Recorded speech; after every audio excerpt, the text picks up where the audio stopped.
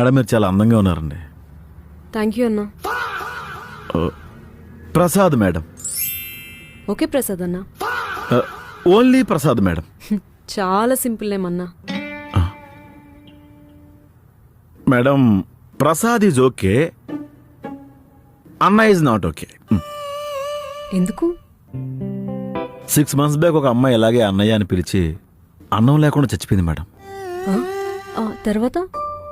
తర్వాత ఆ అమ్మాయి దినానికి మేము వెళ్ళి అన్నం తిని వచ్చామండి. నేను నిజంగానే రాకేష్ పంపించాడా? Rakesh is very genuine.